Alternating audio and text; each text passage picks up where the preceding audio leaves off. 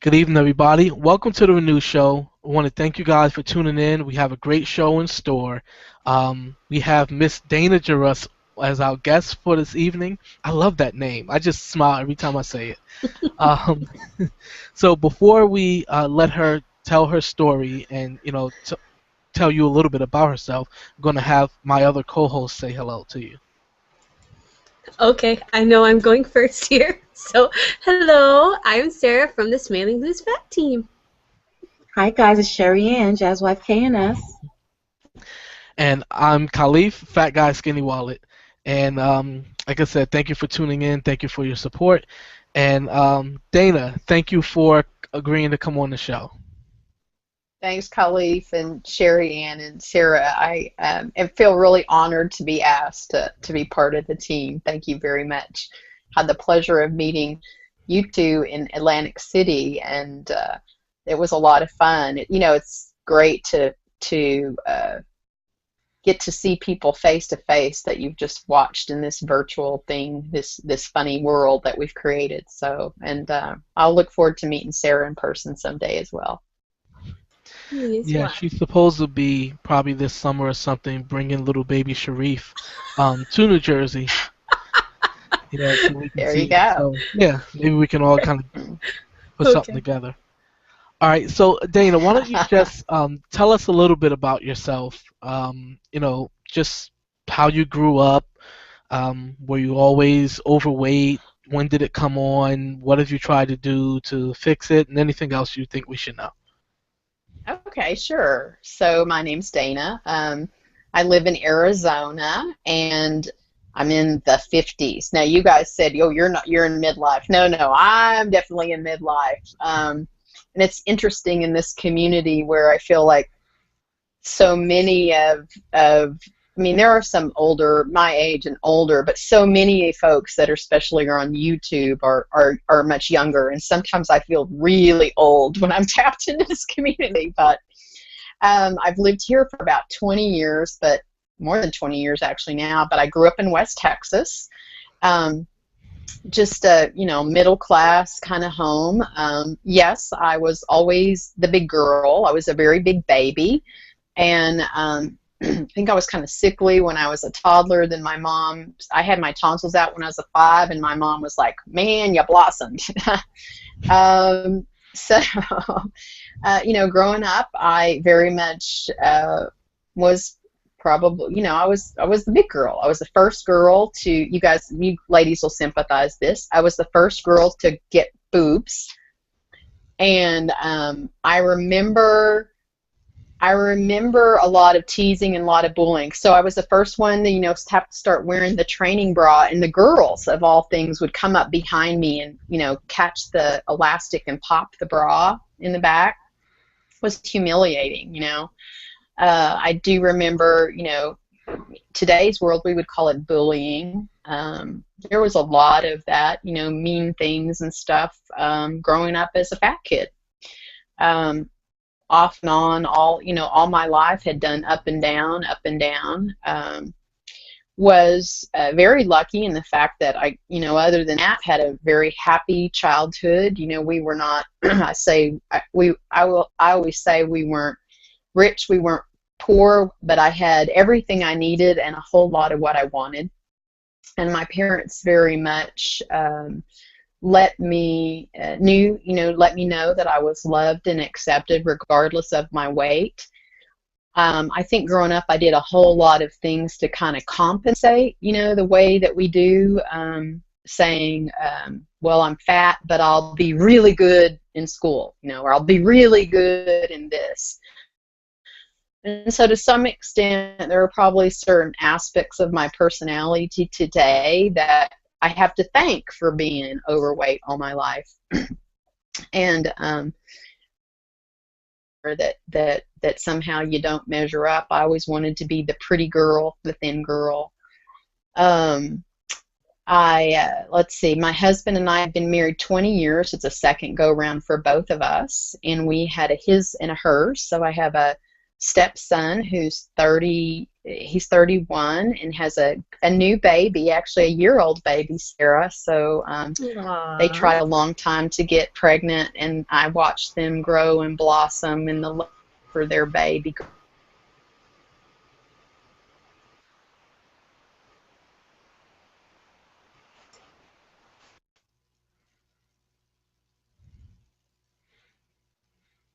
All right, looks like her service or something cut off, or at least froze in the middle. See, we have it's either Google or Apple that doesn't like us. I'm not sure which one it is now, but hopefully we'll be able to get her back on in a minute. Okay. Well, Apple because she's using the iPad. That's why. Okay. That's what I'm blaming it on Apple then. Okay, yeah. So we'll That just sounds do good that. to me too. We'll just Yeah. blame Okay, good. Apple. Okay, I have to say that I was surprised that she said that it was the girls that were doing the teasing and pulling the bra straps and doing all that stuff. That doesn't surprise me at all. Me It either. doesn't? No, No. girls are mean. No, girls are really mean. They are. I had the first time I ever felt self-conscious before I started shaving my legs was because a comment a girl made to me. Yeah, I mean, It's, when I think back to my childhood in school and the people that were just, just purposefully mean, they were always the girls. yeah, Bigger jerks. yeah, they are Really? for some Wow. reason. Well, yeah, I agree that females are the bigger Hey. jerks, but I don't think you want to go there. I didn't know it Watch started off that yourself. early in life.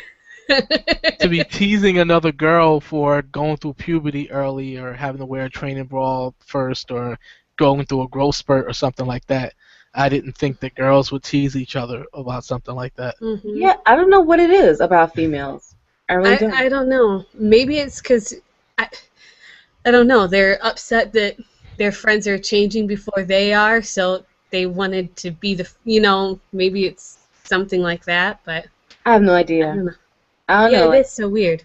Maybe it's because you're young and you always want to make yourself feel better because everyone's insecure, I guess, when you're Yeah. younger. So maybe Yeah, so that's you true. make yourself feel better. I don't know. Yeah, a lot of people are awkward when they're at that age Exactly. anyways, so I can understand that. All right, well, she says she's working on trying to get back on, Okay. trying to connect. So we can talk more about how ladies are jerks or whatever you guys want to talk about. She's I think she's back now. You came in just in time. You just saved Khalid from getting himself in a lot of trouble. Uh-huh. Well, it's funny. We did this test right last night. Everything was perfect. We chatted for a few minutes last night. We did all this pre stuff. Of course, everything works perfect until you get to be live, right? Of course. So, Of course. well, I was rambling on about my wildly interesting life. I don't know where I froze. So you were just talking about the baby, your son Yep. had his baby. Oh, so I have a 1-year-old granddaughter and a 7-year-old granddaughter. My daughter has a 7-year-old granddaughter, and I love being a grandma and spoiling them and sending them home. That truly is the best of the grandparent world. So, I've been a big girl all my life. In 1999, 2000, I'm sure when you guys were still in grade school, probably, or junior high, High I school. looked at, high school. I looked at gastric bypass surgery. At the time, I was like, I need to do something. I kind of had topped out, close, topped out, haha. And I went to some of the free workshops, that the seminars that the hospitals hold. And at the time, they were just doing gastric bypass open, no laparoscopic, and it scared me. It really scared me. My husband wasn't supportive. I'm like, oh no, I can do this on my own. So, I walked away from that, and then, I did Jenny Craig. And lost, I don't know, 70 pounds or something, and then of course it took me a year to take it off. I was like at a low. You know, the lowest I'd ever weighed as an adult was like 175. I was there for like 2 weeks, literally, you know, 2 weeks, and then, you know, fast forward multiple other kinds of diets, and then in the end of 2011, I saw a girl at work who had been very heavy, and she lost a lot of weight, and she said, I went to her and said, "What have you done? You look fantastic." And she said, "Well, I had bariatric surgery." I said, "Oh, you had a bypass?" And she said, "No, I had this thing called a gastric sleeve, a vertical sleeve gastrectomy." And I went, "What is that?" And she told me, and I immediately went on the research trail. And then, so I marked the official start of my weight loss surgery journey in January of 2012 when I had my first consult with my bariatric surgeon. And then I had surgery on June 12th, 2012. So I am almost 3 years out now. It took me, I just looked earlier, it took me 87 weeks to get to what I called a goal. And that goal was actually less than I ever thought it would be. And I think this is important to say that I was listening to somebody's channel here recently, and they were talking about slow losers. I never lost fast. My average weight loss per week, 1.47 pounds per week. But over a course of 87 weeks, it added up. And, you know, I am thinner now than I was in junior high. And I'm figuring out, what does it mean to have the brain still of a fat girl, but to live in a, quote, skinny girl body. Wow. That last thing you said was, you know, smaller than you were in junior high. That's an amazing thing to consider. Think Yeah, about. really. Yeah, you said you first looked into at least gastric bypass in 1999 when I was out working full time, not in school. But anyway, I was so 4 years from marriage. do you Okay, regret so you're not going quite through as it? young as I talk down to you, right? I'm an old man. Oh, God. I'm an old man. So, but do you regret not going through with it in 1999, or even maybe a couple years later, looking at it again, or do you feel like you waited until the right time? Oh Lord, that's a rough question. Because one of the things you ask me pre-show is, would I have done anything different? And I say I would have done it sooner. But at the time with the technology that was available in 1999, I wasn't ready to commit to say this is as extreme. I still thought in my head I could do things without surgery. And I do think surgery should be a last resort, where you say, I really have tried everything else, and I'm at the end of my rope. And this is my own prejudice, right? I think that we are too quick sometimes. It seems like in today's world, sometimes folks jump to surgery too quickly, in my opinion. So for me, I have to say, it was a last-ditch effort. The other thing is, I really did not want to have a full open surgery. And even if the sleeve had been a full open surgery, that adds the amount of complexity in a way that becomes way more unpredictable, right? The recovery changes, the risk changes. So the fact that the technology had advanced so much to 2012 that they could do it laparoscopically does make a big difference to me in the consideration of the risk. So, do I regret that I didn't do that? No. I also am the kind of person that I have to kind of believe in my heart that all things happen for a reason. And sometimes I just have to do that to have peace in that and nothing else, right? Exactly. So. You mentioned that before you had thought anything about the surgery, you did try Jenny Craig, and you had success on that. But did you try any other kind of special diets or programs during that period? Well, let's see. I had been on, over the course of my lifetime, or the past 20 years that I can remember, I've done Jenny Craig. I did this thing in Phoenix that was called Well for Life. I called it a no-no diet. It was kind of supplements that they had, but they had a very structured program. And the reason I called it no-no is because it was, you know, I'd go out to eat and I'd be like, I want a chicken breast with no seasoning on it, and I want a salad with no dressing on it. So I did that. I'd done Weight Watchers off and on. You know, I'd done a series of fad diets, the cabbage soup, the protein shakes, the this and that. So you know, I mean, part of my insurance qualification process is you have to record all those things, you know, that you've tried in the past. And I had plenty to justify. So I was most successful with the Jenny Craig and the structured Well for Life program, and I think I did both of those in that gap between 1999 and 2011. And I think on the first one, on Well for Life, I got down to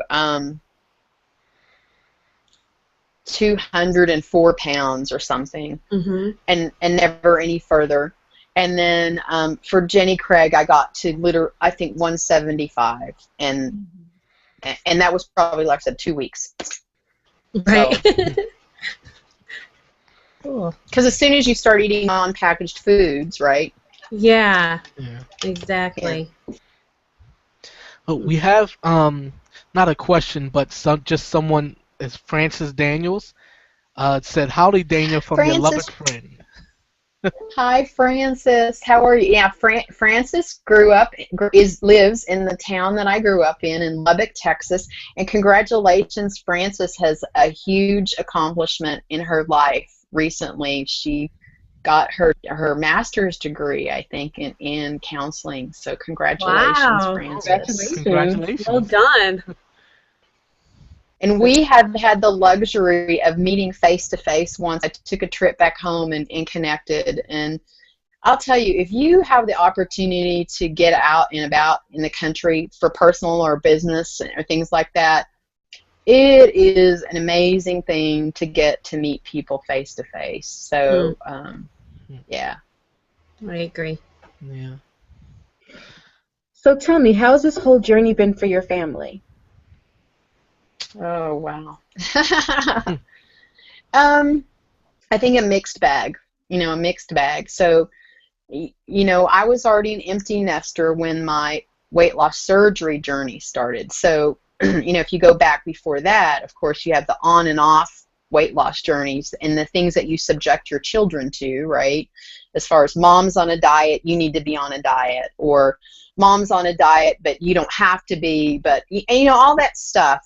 And probably with my kids, they have their own weight issues. And, as I look back now, I think about what could I have done differently to help with that. And now that I have grandkids even, it's like, what do you do differently? And in fact, the bad thing is a lot of my behaviors are the same. So, we went out to eat as a family the other day, and what did we do? My husband and I and the grandbaby, the 1-year-old, shared a dessert because that was the treat, So as far as the surgery thing, I think for my kids, well, first of all, I didn't tell a lot of people I was going to have surgery before I had it. My husband knew.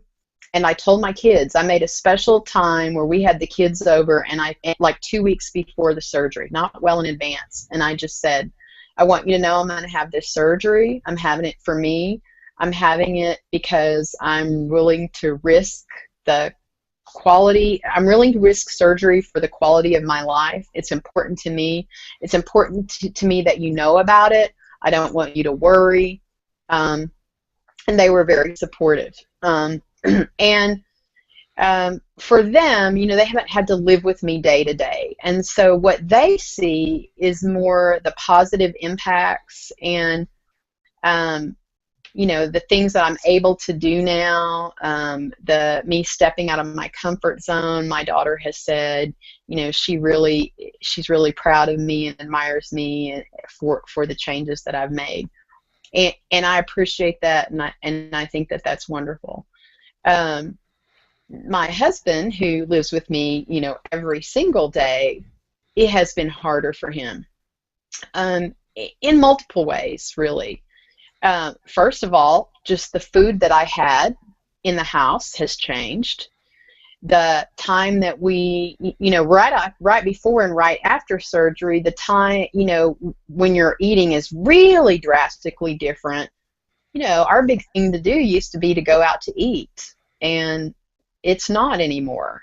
We still go out to eat some, and I eat more normal now, but there is a time when you're not eating normal, and then you go, well, what are we going to do if we're not going to go out to eat? So what you do together changes.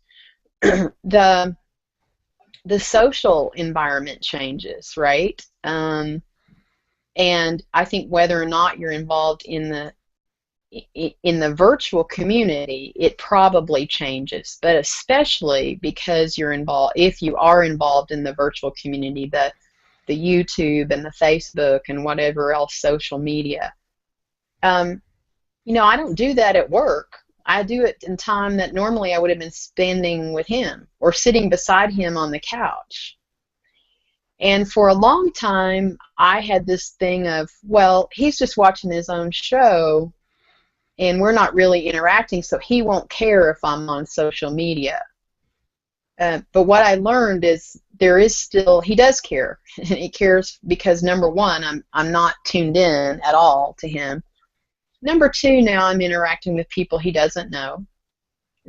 He worries about me and the risk, there's a lot of weirdos out there, but he also he's a normal red-blooded American guy that, is wondering, well, my wife's getting skinny, and is she happy with me? I will say that the past 6 to 8 months,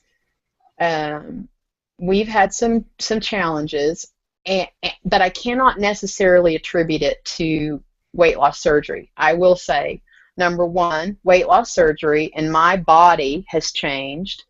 The things I want to do has changed. The people I interact with have changed somewhat. Number two, he's also gone on a weight loss thing and gotten a lot healthier. Number three, we're 20 years married, and we're in the midlife marriage. So are we having a weight loss surgery crisis? Are we having a midlife marriage crisis? Are we having Dana is hitting in the middle age and he's hitting middle age? And yes, I know probably other people have talked about menopause, but definitely I've been in the throes of hormonal changes. So all of those things come together, and they do put stress on a relationship. And we work through it. We're working through it still. We really are still working through it. I love him. I have no question that he loves me. I don't see myself with anybody else. But sometimes, I have to admit, we're sometimes for the first time in 20 years where I've said, is marriage what I want? And I've come back to say, yeah, it is. But before, I would never have asked that question. Okay, I have a question that I'm not sure you can answer, but since you're talking about this, in the past with other guests and just hearing more about the weight loss community, it seems like there have been issues with marriages, especially after going through this experience. Not because of the surgery, but just for whatever reasons. This has come up a lot. And I just wanted to know, for you, knowing everything that you've known now, is there anything that you would have done differently, let's say, to protect your marriage better?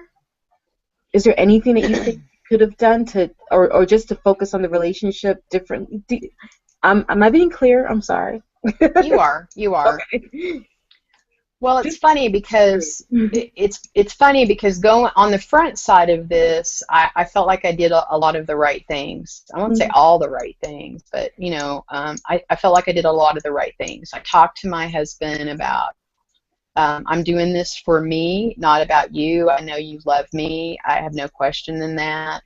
I'm doing this because the way I feel about myself. I'm doing this because I want to have a healthy life with you. I want to be active. I mean, we hadn't really talked about this, but you know, I didn't have some of the comorbidities that some folks have, but I was on the brink where I saw in my future that I was going to be an old, crippled, fat lady who couldn't walk.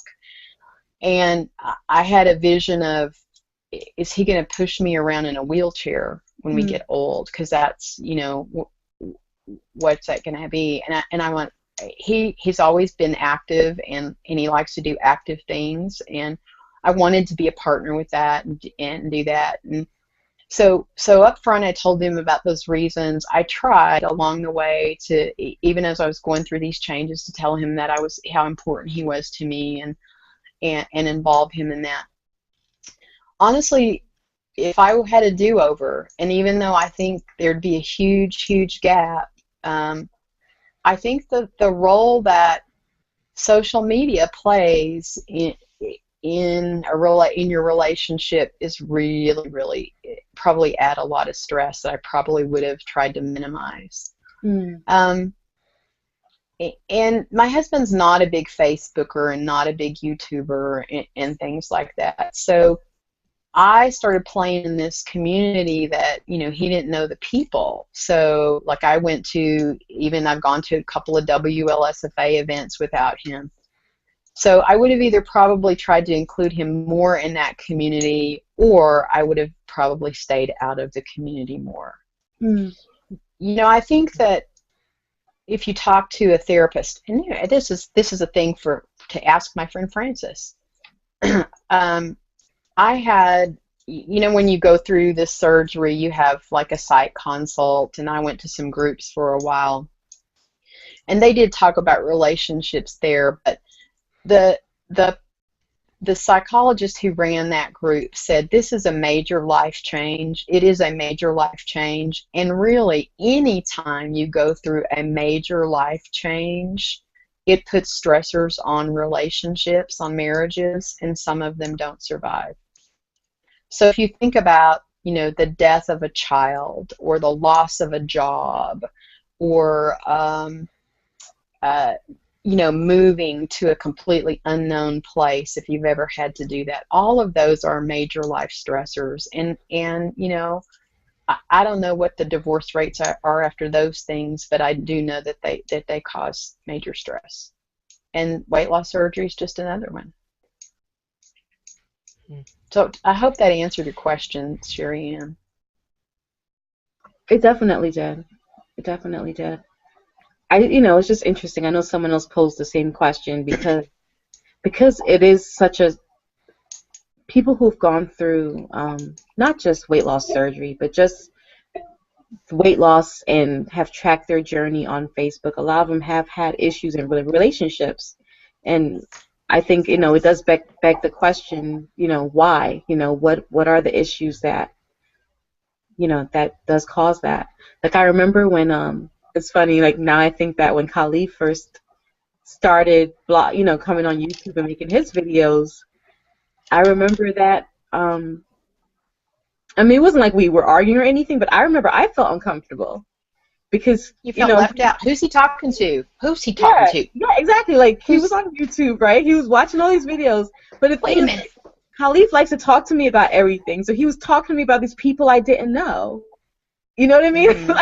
like they're real people, and he knows all about their lives, and he knows about their families, and I'm like, who are these people, and why are you so involved in their lives? You know, it was very strange to me. It really was. It was very strange. Yeah. So, you know, I can definitely. Well, I remember. Yeah, I remember talking to my husband. The first WLSFA event that I went to was in Vegas in 2013. And before it came up, and, you know, it kind of was like, I really want to go to this event. I had met people online, Facebook, YouTube, and so I felt like I had a sense of them. Vegas isn't that far. I'm like, I want to go. And he's like, do you know anybody there? Not really. I mean, I know them from this virtual world, right? And, you know, who are you going to stay with? Well, I'm going to get my own hotel room. I'm not going to share a room with anybody I don't know. None of this roommate stuff with people I don't know. What are you going to do there? Well, I'm going to go to this conference. You know, they're going to have stuff. And he, and I travel for business, and I go off in business and do that. And he'd never really asked me, you know, kind of this concern. And I think part of it was fear for my safety. I'm going off to interact with strangers he doesn't know. Yeah.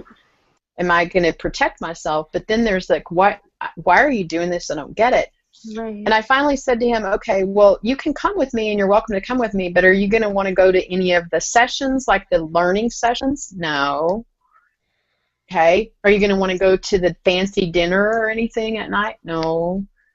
Well, then, you know, he's like, I'll do my own thing. I said, but then what's going to happen is I'm going to feel guilty because you're off doing your own thing. You're coming to be with me, but you're not interested in attending this function. So we kind of negotiated the difference, right? But it was a big deal because I think it was the first time in a social setting I'm like, I'm going to go off somewhere without you. So, and I've done it a couple of times since, and, you know, I'm pretty independent, and he knows and loves me for that, and, you know, so I also just don't want to downplay. I cannot blame everything here on the weight loss surgery piece. I can't. Yeah. The hormonal changes that I have felt in my emotions in this past year, they could have been completely there even without weight loss.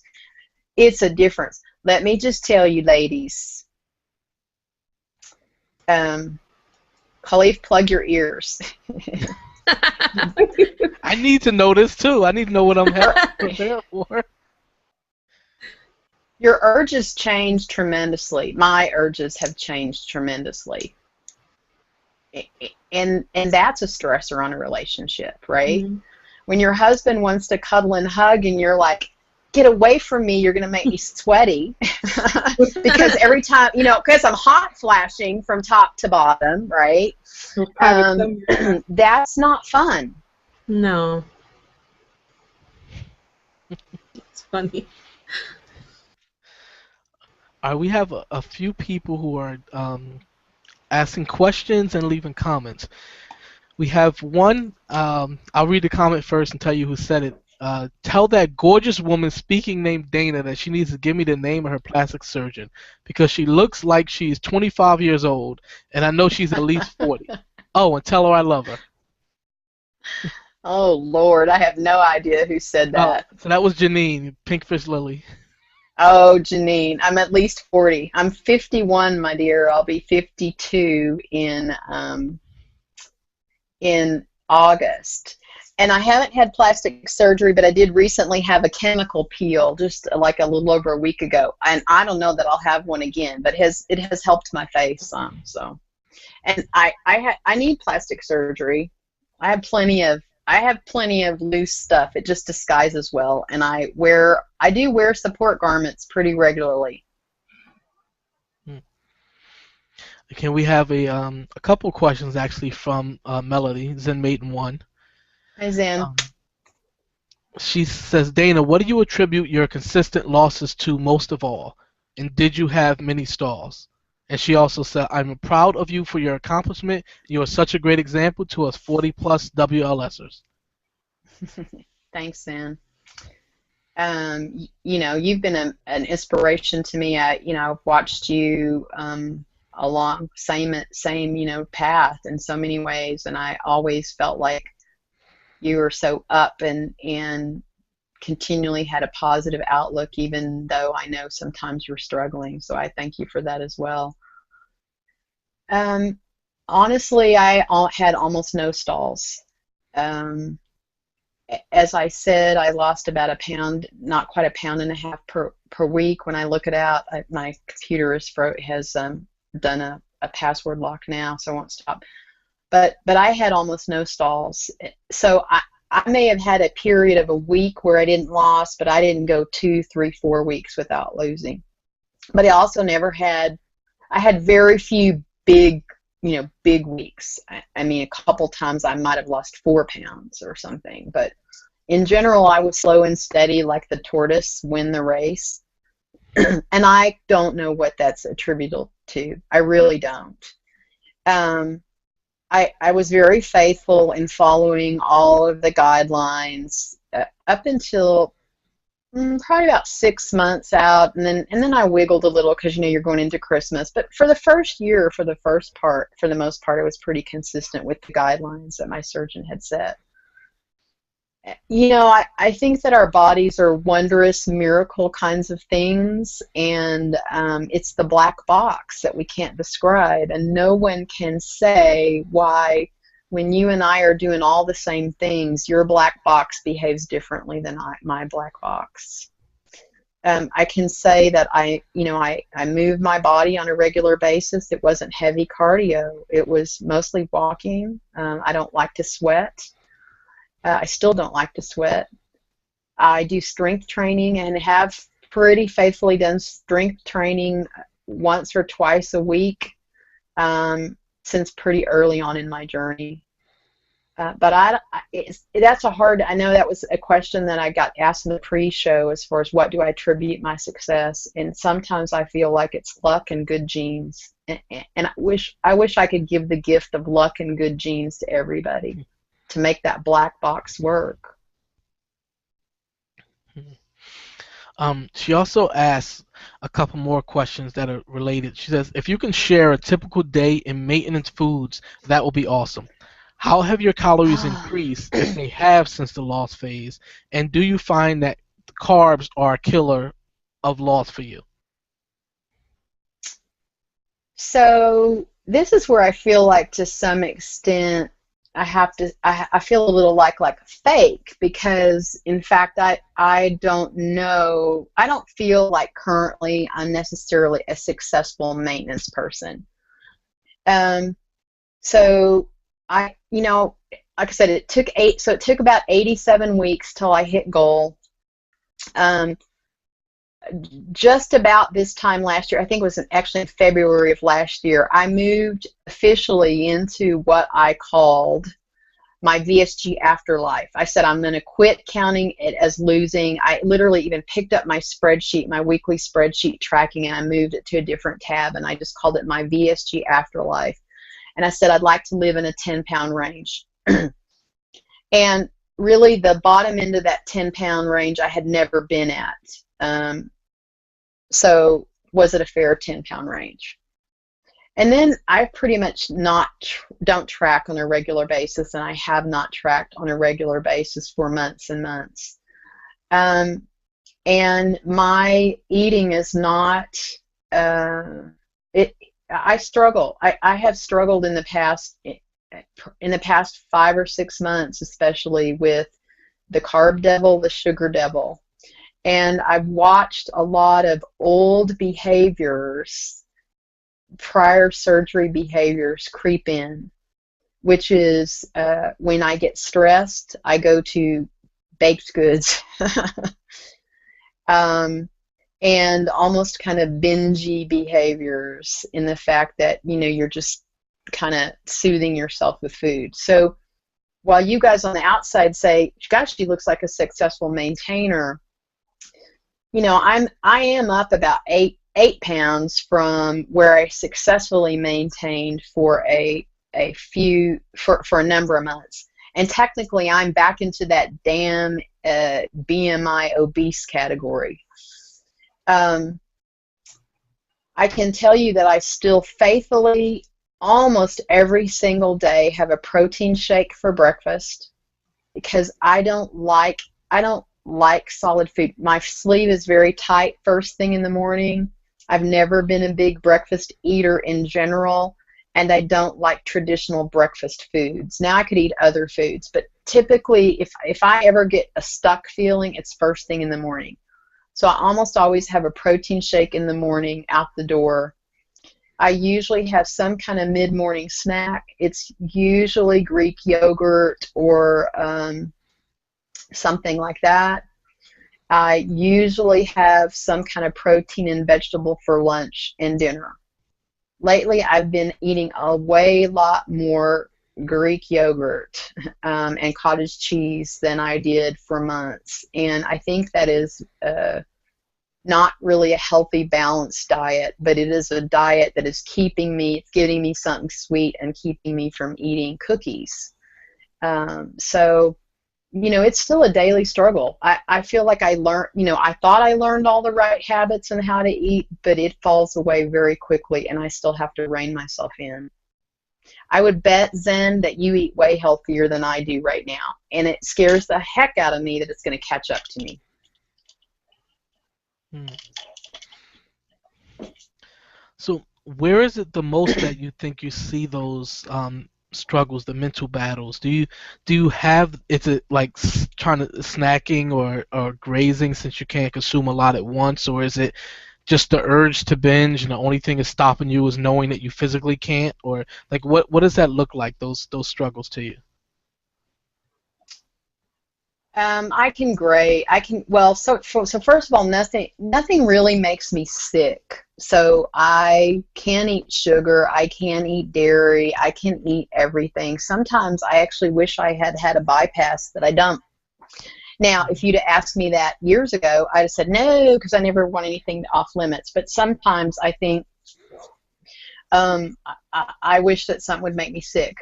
Though I have pieced together, I was never very body aware as far as how I felt when I put certain food in my body. Are you guys still there? Moving? Now Yep. I'm worried about freezing. Okay.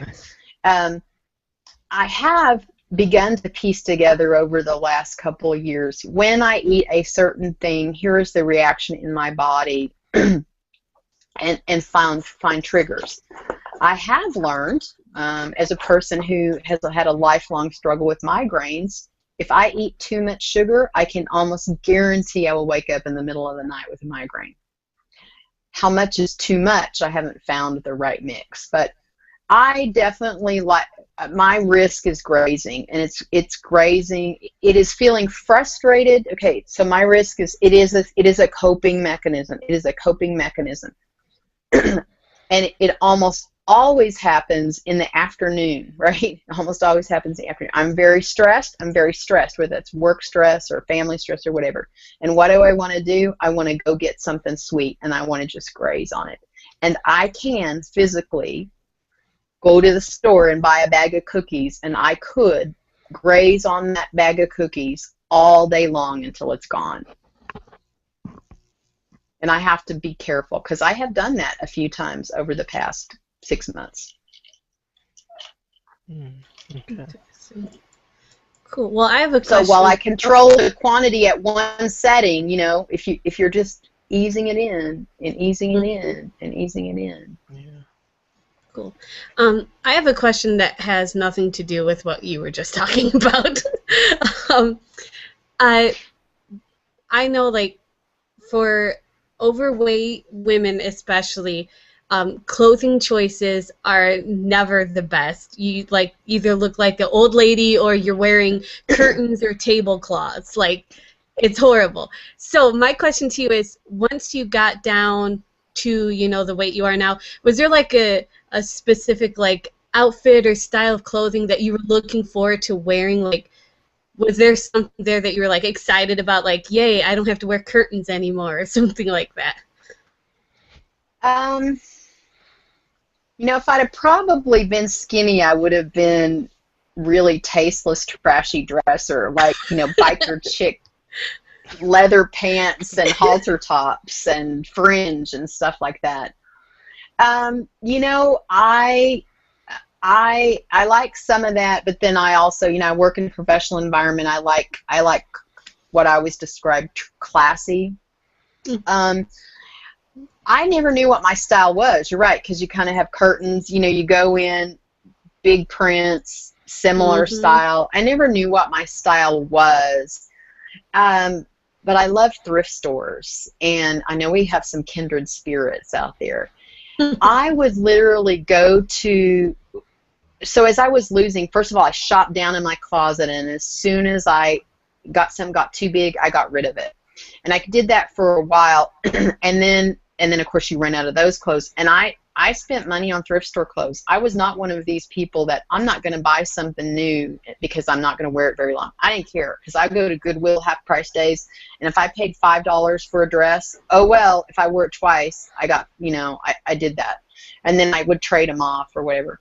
I spent a lot of time in dressing rooms, either in thrift stores or regular retail stores, but I especially like thrift because thrift is not always the in style, right? It's a variety of styles. And and so you don't have to look at what's fashionable today that's just offered. So I would go in stacks of stuff in the dressing room and try them on, and slowly kind of went through with, I like this style and I like that style. I didn't really ever have a goal outfit, but I wanted to look great in jeans. And I remember several times where I was standing in a fitting room crying. But it happened twice with jeans, and once was the first time I put on a size 10 jeans, and the second was the time I put on a size 8 jeans, and they fit.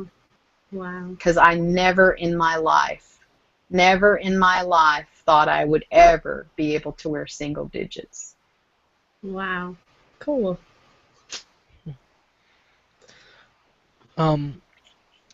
So kind of jumping off of that, a lot of people, well, it'll be somewhat related, but a lot of people, talk about how they struggle in losing weight, and you can lose 100 pounds, more than that, and still a lot of times feel like your old self, or look in the mirror and you're absolutely shocked that you're not the 300-pound person you started out as. How long did it take for your mind to catch up with your body? Oh gosh, memory.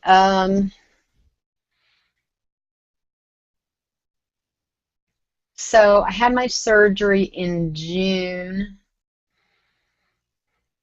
and losing. I keep going back to that first WLSFA event I went to in Vegas, and part of that was there was some magical things that happened to me.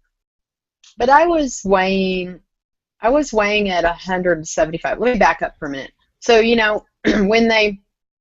when they ask you what's your goal, I have no idea. And they take out the BMI chart and they show you, and I'm 5'6", and they said, well, to be not obese anymore, you need to be 154 pounds. And I went, you're freaking crazy. That is no way attainable.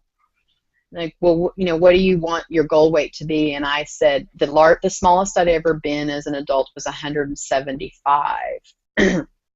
And I said, I know I've been there once. I think that was that 2-week period, right? So that's going to be my goal. So right about the time that I started to go to WLSFA, I was in that range. I think I was actually a little bit lower, but I was like, oh my gosh, this was the first time ever that I thought, I'm going to keep losing to a point that I don't know where the heck is going to be. And I remember being at that event, and I was talking with a lady, Charisse, who I'm not sure is active in the community anymore, and we were ogling, the beautiful clothes that were in those Las Vegas stores, and I don't know what she said at the time, but she said to me, you don't get it. You're not that fat girl anymore. And people look at you, they don't see that fat girl, and you don't get it. And I literally started crying, and I said, you're right. I don't get that. That was kind of a transition point for me, I feel like, where I began to make the move. So, so this is, not quite a year out after surgery, and I began to make the transition of my brain. And I began to, yes, I was surprised sometimes, not so much looking in a mirror, but like when you go to a shopping center and you see your image in the window, reflected kind of outline, and you go, whoa. So that surprised me. So it was a period of months, and you find yourself doing behaviors. You guys, you know how you go into a restaurant and the tables are close together and you're used to turning sideways to go through the tables, right? Or down the aisle of the plane, and I used to go sideways down the aisle of the plane. I caught myself kind of over that next year doing that kind of thing and going, you don't have to do that anymore. So it was a process. You know, so a year or so out after surgery, probably another good year. That for the most part, I don't feel like the fat girl anymore. But I still have those days. And there are some times when I go, oh, like my husband and I hadn't been to a movie theater in a long time, and we went to the movie theater, and I sat down in the seat, and there's space on either side, and you go, oh, I forgot about that, you know, because in my brain, I'm still going to fit tight between that seat.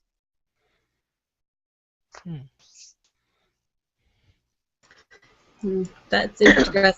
I like how you said, you know, you don't really realize it when you look at yourself in the mirror every day, but when you catch a glimpse of yourself when you're out. Like I had that experience when I saw a picture of myself, and I looked, I'm like, is that actually me? And I showed it to my husband. He's like, yeah, that's what you look like. I'm like, no way, you know. And it's like, you don't see it like day to day. It's just those rare occasions where you're like, whoa, and you're still shocked by it. You know, no matter how long you're at that point, you're like, wow. Yeah. I had one other experience. So the other weird experience is when strangers. One thing for people that you know in the past, or weight loss surgery people, oh, you come up and you're tiny, and but strangers. So I was out shopping. I think it was at a Macy's, and doing one of my usual runs or something, and I'm drawn to clearance racks, and I picked up something. Like I buy a lot of times, I'll buy a lot of white. If I catch white T-shirts on clearance, I will buy several at once, because, you know, white T-shirts just get trashed. And I said something, so I had like 4 white T-shirts exactly alike, right? They were clearance, and I took them to check out the sales lady, and she says, "Oh, the great bargain on T-shirts." I said, "Oh yeah, I love them, because I just love to put on like white T-shirt and jeans and a little jacket or something, and they get trashed." And she said to me, "Well, yeah, you're so tall and slender that it looks great on you." And I went, Yeah, ha, wow. ha, ha, if she only knew, you know?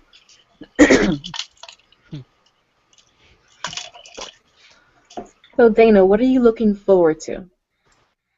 Just in general, not even weight related, but what are you looking forward to? I'm looking forward to just continue, you know, a healthy, active life as I get older. I have struggled a little bit about maintenance is not a good goal, and I'm trying to figure out what is the right goal. And one of the things that I've been trying to focus 2015 in is kind of a renewal in my mind, my body, and my spirit, to figure out, well, what you've done this, what's the next big thing? And I don't have a specific goal, but, you know, I'm on the brink of, you know, I'm getting older. My husband and I are beginning to think about retirement. He'll be 55 next month, you know, so we're beginning to think about this. We live in a community that has a whole lot of retirement folks, and I'm looking forward to having a life where I can not be held back by my weight any longer, that I can go places and do things that I want to, because I have the health, the stamina, the willpower to do that, you know. And, you know, watching my grandkids grow up and things like that. So, you know, that's the things I'm looking forward to, especially because, as I said, at one point, what I saw in my future was a crippled lady in a wheelchair. And I feel like that is not what's the writing on the wall for me anymore. So can you talk about some of the things that I mean, you know, I see sometimes pictures of different things that you'll post, and you always just seem active. Like it's rare that you're just kind of standing and taking a pose. You know, you always seem so active. So what are some of the things that you and your husband do that you probably weren't doing, 4 or 5 years ago, or maybe not as Yeah, much? okay. So we're always trying to look for something new to do, but some of the things I have done. So on my 50th birthday, we went indoor skydiving, which was fun, and it's a lot harder than it looks like. We have, I did like the zip line in Vegas and cried tears of joy with some of my weight loss surgery friends, and we want to do a larger zip line. We hike now, and we live in a great place to hike and walk. As I said, I don't like to sweat. I still don't like to sweat, but I have, if not really just to mark it off to say I've done it. I've done a couple of 5Ks, a couple of 10Ks, and a half marathon. My husband and I did the Rock and Roll Half Marathon in Arizona in February, and it about killed me. It did just about kill me. And I walk it. I don't run. I walk it, but it just about killed me. But I can say it's done. We went to Maui for our 20th wedding anniversary, and it was wonderful. We had the trip of a lifetime. We'd never taken that kind of vacation, and we did a bicycle down the side. It's like 30 miles down the road off the Haleakala volcano. Snorkeling, which I would never have gone to in public in a bathing suit, and I'm not a terrific swimmer. So the fact that I'm, on a boat, running around in my swimsuit, getting in, hauling yourself in and out of the water, off these steps, I probably wouldn't have never have been able to do that. I think we're going to go skydiving for my husband's 55th. That's what he wants to do. So big and small. We're lucky because we're empty nesters. We don't have little kids at home. I want to dance. I took some private ballroom dance lessons. I found a Groupon deal for 4 lessons, private lessons with an instructor, and I did 4 lessons.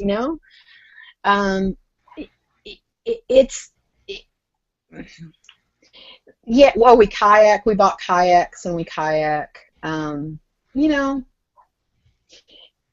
We would much rather be off having adventures than staying home doing chores. I'll tell you that. Right. Yeah. I like the different variety of things that you've done and you've tried. It's like you're willing to go and just try it. And I like how the ballroom dancing, you just took 4 lessons. It's not like you had to make this huge commitment to go do it. You just went and did it and had a great time, I'm sure. It was fun, and if I'd had $500 a month, I would have signed up to probably take lessons. What was really funny is the instructor is probably 27 years old, and he was, I don't remember if he was Bulgarian or Romanian or something like that. And his waist was probably about as big as one of my thighs used to be. But I had always wanted to dance, and like be led, that what is it like to dance with an experienced man who knows how to lead? You know how girlfriends teach each other to dance. It's not the same. So yeah, it was fun. And I still get scared about doing things. I was a chicken growing up. I really am a klutz, and I didn't have good hand-eye coordination ever growing up. But part of it is I really have this trauma I have pretty much PTSD from junior high PE classes, and so a lot of that caused me to shut down trying. Now I feel like, okay, it's not the way. My husband is so wonderful in the fact that he never makes me feel judged, like you have to do this and, you're not doing it good enough. He's never felt that, made me feel that way. And some people, get kind of competitive. He's wonderful and supportive. So I do sometimes get really still nervous, but there is a real power in your brain to be able to kind of face a fear and do it anyway. And so that's a lot of fun, even if it's not your cup of tea. Yep. Wow. I knew it was a lot. I didn't know it was that much. All the things that you've done and tried. Um, so, all right, we're running out of time. So, do you have any last minute words of wisdom, any advice that you want to give those who are on a weight loss journey, struggling through one, just starting out? What would you tell them? Oh gosh. I think there's the tactical stuff about, follow your guidelines and, um, you know, try not to stray too much early on, because really the more you stray, the easier it becomes. But, I think that in my head, I really wish that this was going to be easy. And what I want you to realize is that while I might be a success in a lot of your eyes, and I feel a success in many ways, and I appreciate that, and I love if people say you're an inspiration or whatever. I'm just a person who's screwed up in my own kind of way, and we are all screwed up in our own kind of way. And you have to be willing to kind of say, okay, look deep. And sometimes it's hard. Sometimes I haven't been willing to look deep, and I walk away. You be at the right time, but give yourself time, give yourself, love, but don't shy away from the hard changes that you have to make. Don't think that your weight is going to magically fall off and your problems are going to disappear. Because let me tell you, like as I said earlier, I'm fine that I have a whole lot of those poor behaviors, coping mechanisms that have come back into my life. And I am just as much at risk, if not more so, I think, to some extent, than somebody who's newly starting out on their journey. I still don't have all the answers. And, maybe that's not realistic to expect in our life, that we'll ever have all the answers for our needs. I think we just have to continue to say, what can I do to grow, to continually try to, challenge myself, whether that's physically, mentally, spiritually, that I continue to try to be a person that I would hope that I can be proud of, and be a positive, treat others as the way I would want to be treated, and that's how I try to live my life. And I need to consider that and be kind to myself as well as I'm kind to others, but yet I can't be too kind to myself, because I still have to realize that so much of this is up to me. Surgery isn't a magic tool. Nobody has all the magic things to solve their problems in life. Nobody does. Nobody is problem free. So it's a journey. Life is a journey, and growing and changing, and from birth to death, and I think there's a lot of wonderful things in that. So this too shall pass. Your weight loss surgery journeys your weight loss struggles that you have today may be really urgent to you, but tomorrow they may not be as urgent. But just try to stay forward going to your, are your behaviors consistent with where you want to be in the end state? And I think, it'll work out. That's a really rambling answer. I feel like the old wise mama. But nobody's allowed to call me Mama Dana. I had this discussion. You can call Mama Rose Mama Rose. I don't call Rosemary Mama. But no one's allowed to call me Mama Dana. I just want you to know. I'll come and kick your butt. Well, you definitely shared a lot with us, and we appreciate you being so open and being so candid and thoughtful in your answers. All right. I feel really honored to be asked, and I I can't thank you enough. It's really humbling that I mean, I love to talk and I love to be the center of attention, but it's really humbling to feel like there are people who want to listen. So thank you very much. All right, well, thank you. And everybody out there, thank you guys for tuning in. Thank you for supporting. Even if you're not watching live and you're watching this hours after it went off the air, we appreciate your support as well. And yeah, look forward to a couple of announcements from us during the week. And next week, we're going to have Janine, Pinkfish Lily, on as a guest, and you don't want to miss it at all. No, you don't. Janine's fun. Yes, definitely. And another one who's very, very wise and definitely very blunt and honest. So you want to make sure that you watch that. All right, guys. Have a great week. Good night, guys. Bye.